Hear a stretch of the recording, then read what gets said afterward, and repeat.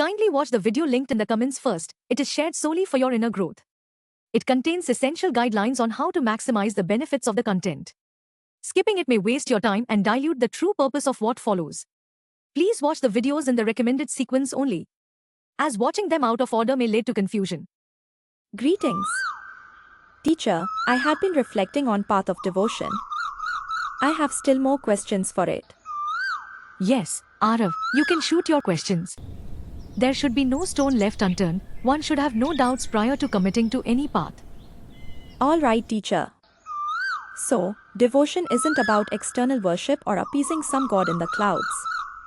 It's more like tuning into your own deeper self? But then, isn't path of devotion just an emotional escapism?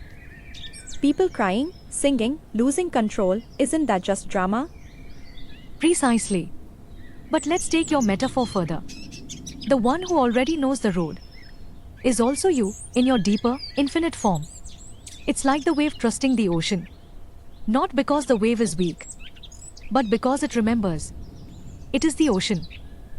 Nice metaphor. So devotion is not childish begging, but mature remembering? Exactly. True devotion is not noise, but silence. Not rituals, but remembrance. Not craving, but clarity. Devotion is the path that melts the ego. Not by attacking it, but by softening it in love. The self doesn't collapse under pressure. It melts into unity with the whole. And when this melting happens, what remains? Not the devotee. Not the deity. Just devotion itself. Just the sacred flow. The verb, not the noun. The Leela, playing itself. So, devotion isn't weakness. It's remembering that I am not the limited I. But even then, people worship Krishna, Shiva, Devi, Allah, Jesus. Are they all stuck in illusions? No, Arav. That's the first stage of devotion of idol or image, Saguna Bhakti, where the infinite is approached through a form, a name, a personality. It's not false, it's symbolic.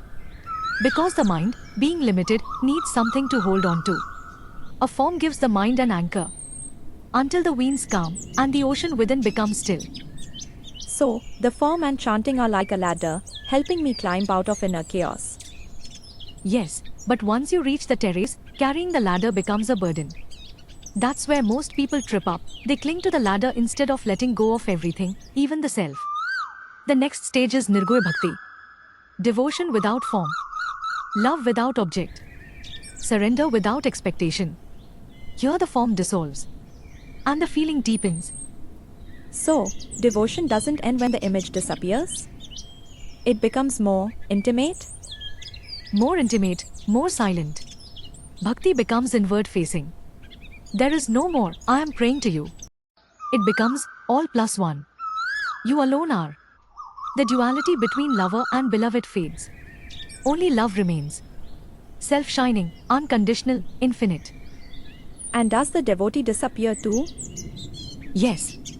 At the summit, all paths converge. Whether you rise by knowledge, dissolve by devotion, serve through karma, or still yourself by meditation, you reach the same peak. You just let get of the ladder which helped you reach at the top. From there, there's no path, no seeker, no sought. Only being. This. I need to sit with this. So even devotion is not the end, but a dissolving into the formless? Not an end. A vanishing into infinity. Sweetly, softly, silently.